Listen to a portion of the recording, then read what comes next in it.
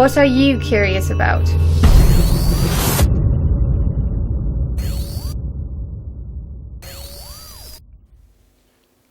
We as individuals, as the human species, we have the faculty, we have the capability of feeling and emotion and experience. So the way we learn to navigate through our life is how we experience life, how we experience ourselves in relationship to other people, to our friends, to our family, to our work, to the institutions. And so we experience our environment and we experience ourselves. And in that process of experiencing, we make mistakes, we learn. And the way of learning is usually by trigger experiences. Experiences that change our lives, that are suddenly coming into our path, and we have to understand them. And we have to deeply feel them. And then there might be a tipping point or a changing point and turning point in our lives. And in that way, we create a value system where we say, this is right for me, this is right for my brothers and sisters, this is right for my work. And that value system leads us to unfold our purpose. Now we heard Nana say, I wanted to create more meaning in my work. Now I think we are here to discover our learning path and to discover what our purpose is. So that's one line of my story. The second line of my story is, how do businesses create value? How do they create value in a way that it is meaningful for us? So, businesses can only survive when they service a meaningful purpose. And what do we see in present society? Is there a possibility that our way of value creation, our way of how we create meaning, comes together with how businesses create meaning? That hasn't been in the past. We have been opposites. Now, values are the key to our behavior. If we hold values, they steer our behavior. Now, in our behavior, we see a development of external steering from outside, from hierarchy, from institutions to internal steering and to inner wisdom. For companies, a lot of companies are busy to define their core values. Why do they do this? Why do they define their core values? Because they want to create a corporate culture, a corporate understanding of how the culture, of how they should behave. So the basic understanding is values create direction and intention of behavior. Now, let me sketch the zeitgeist, the present time frame where we're living in. We're living in a time frame where we share a lot of things. We go to sit at a place like Seats to Meet. We go to a place like Coffee Lovers or a coffee company. We look and seek for company. We look and seek for serendipity. And we work and we meet other people and we share our thoughts and our creativity. And what we see happening is developing collaborations that we didn't thought of and that we didn't even think of. Now, in the present media, what we see happening is that we move from an area, a phase of one to many, from many to many. So we have co-created value, co-created communication, and what we see happening is that the value proposition of businesses and of media partners is that we don't accept the one-to-many broadcasting anymore. We are changing. We have our own dialogues in our own communities. And what we want and what we prefer, we won't want to read the whole newspaper. We want to cherry pick, like Blendle is doing. Do you know Blendle? Blendle is a platform where you can read and scroll through all newspapers. And you scroll through newspapers and say, I like this. And then it says 35 cents to read it. Yeah? And then you pay for it and say, did you like it or didn't you like it? Okay, we reimburse you. So it is reader friendly. It is taking away the friction of old business models. It is encouraging our life, the quality of our lifestyle. This is Blendle. Now, we see happening Airbnb. Airbnb is that you actually can be host. You can rent out your house. You can visit and travel global or any city you go, and you look for a place, not the usual standard hotel, but you look for a local, and you buy in their social capital. The local directs you to the nice cafes and restaurants and cultural elements, and so you feel part of that new culture. So it's sharing your culture with somebody else. Now, Airbnb has more than 11 million nights, guest nights. It is now an 11 million business. It is a disruptor in the hospitality industry. Right? Now, I heard a talk 2 weeks ago of the chairman of Holiday Inn, and I asked him about Airbnb. He didn't know the existence of this growing monster. Quote, yeah?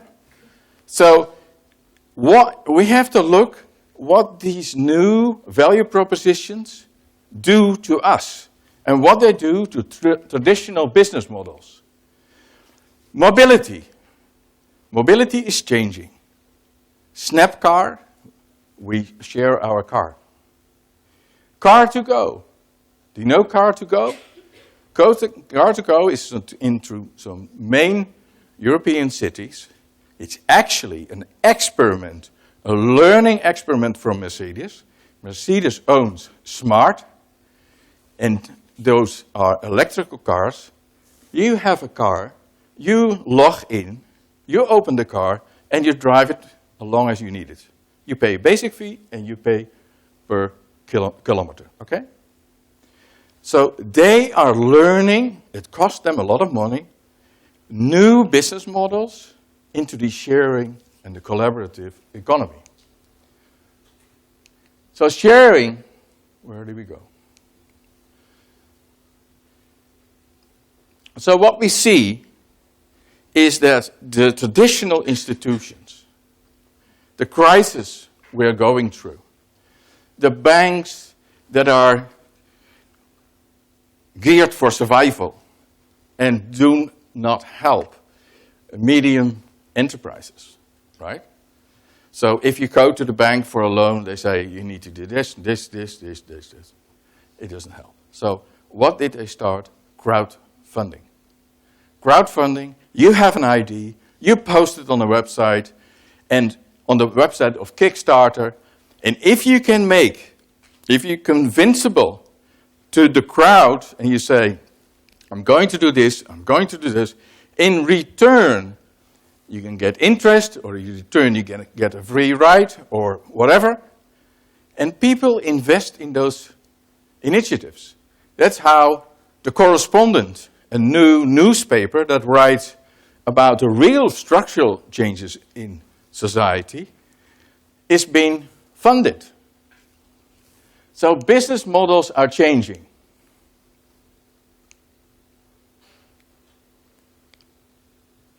And what we see everywhere networks, collaborative networks. Now, these networks, like Facebook, Twitter, Airbnb, are networks that are still in the power, in the ownership of very intelligent people that enable other people to share their value, to share their meaning, to share their beds, to share their houses, their cars. Or a new startup in the Netherlands, peer buy, right? You don't buy a new tool. No, you look up the platform and say, who has a blower for in the garden? And it's your neighbor, and you rent it for half a day, okay? So we are going into an economy where hierarchical becomes horizontal. Now, this is an example of Struik. Café Struik in Amsterdam doesn't have a cook. It's a brasserie, it's an eating cafe, but it doesn't have a fixed cook. You know who is cooking? The guest. So the guest says, I would like to cook. He goes to the big book and he books his evening, the 25th of May. And the owner of the Café Struik says, what are you going to cook? He says, oh, hamburgers. Okay, fine. So you make a menu of a starter, main course, and dessert between 8 and 15 euros, okay? And you put on Facebook the invitation, the menu, to all your friends. So who does the marketing for the restaurant? The cook. Now, how is the business model arranged? You do your own buying of ingredients. You do your own cooking, right? You may hold all the revenue except 10%. That's for the restaurant, for the kitchen, for the basic resources. And they get the revenue of the drinks. Now, my sons were cooking here, and they didn't make a fortune because they were too expensive ingredients that he had. So they learned. They learned in the process of value creation. Now, we have to study all these new value propositions, all those new value creations, because they are going to change the way we relate economically and culturally with each other.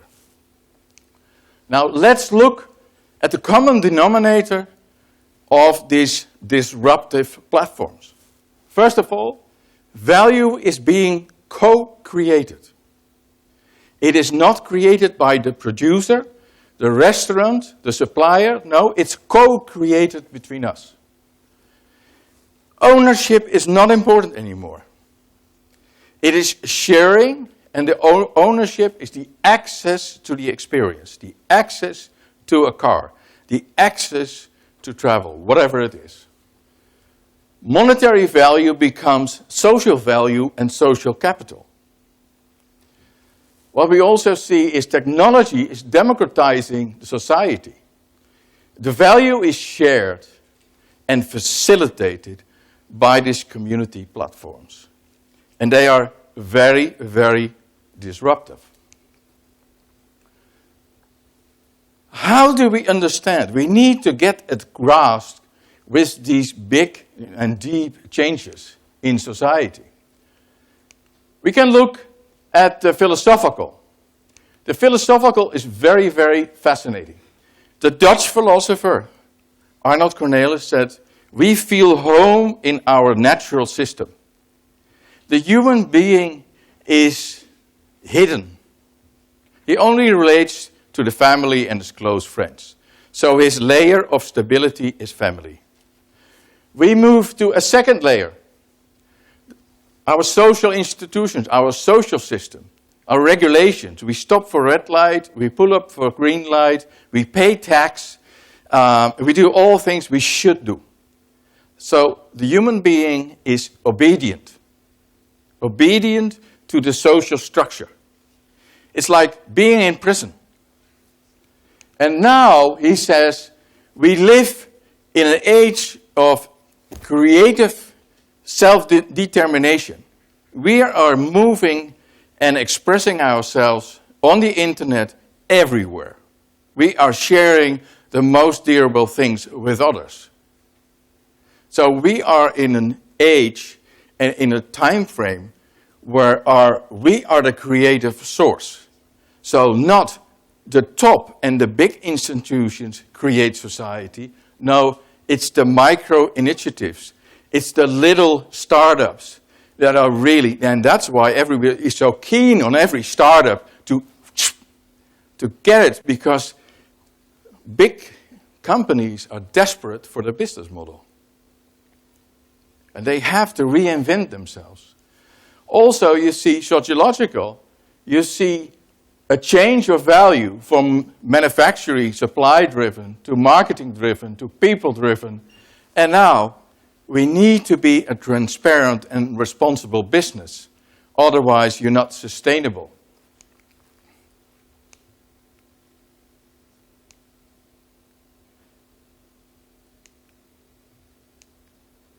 Now, economically speaking, and also technologically speaking, we live in an age where there's dematerialization.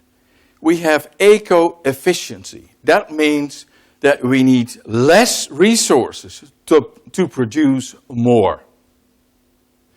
So we live in an age where ownership, products move to services and move to access to experiences. And my plea is to create not a Disneyfication of the world, but create meaningful experiences. Experiences that contribute to the quality of our life. Technologically speaking, there's one too fast. Technologically speaking, we are innovating.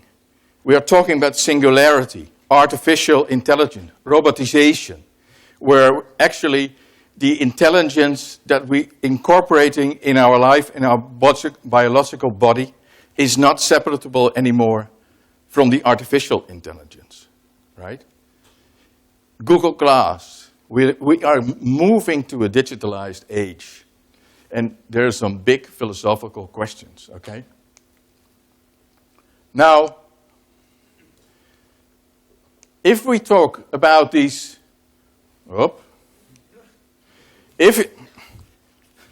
my technological device is a little bit either too slow or too fast. Doesn't matter.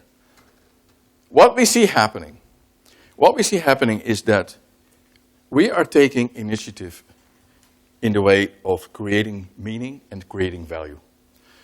We see a power shift between large institutions, company enterprises, towards little initiatives, and we see that the big institutions are forced to humanize. They are forced to create meaningful propositions. So we are actually in an age where the two values of the individual and the value of the corporates and of the economic interest are coming closer together and starting to meet each other. Now, those companies that have a purpose that is a contribution to the quality and the improvement of our lives are going to be sustainable and are going to be successful. Those companies that stay in their own traditional business model will slowly fade out and they will face slow death. Now, what is the answer for the companies, the enterprises?